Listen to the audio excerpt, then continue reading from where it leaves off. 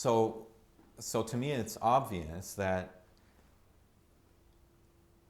this modern revolutionary history of China is one where there are strong spiritual and religious urges which are being expressed in these ways. Now, well, it turns out to be, after the Cultural Revolution, well, those ideals are disappointed. The idealism it becomes mired into struggle and self-destructiveness, into cynicism.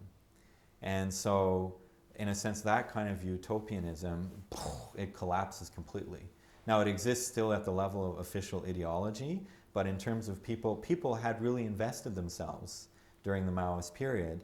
Many people really sincerely invested themselves into this idealism, into this utopianism. So imagine what happens when all of that, when it collapses. Now, many people then they collapse or they fall into real cynicism, right? And so the instrumental rationality,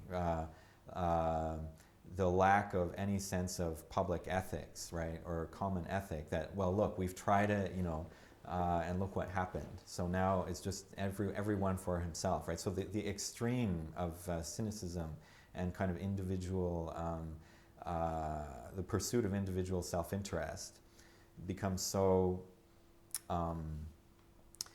widespread. So that's one response to that. But then there are many people, though, who they feel that, I think there's that sense of this collapse, right? And so that's then when there's the talk of the spiritual emptiness, right, or the crisis of faith, right? Because there has been this something that was there that collapsed. So then what are you gonna?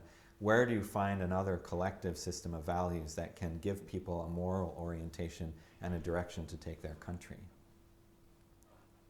And that's the question. And that's the question, yes, that's the question. Mm.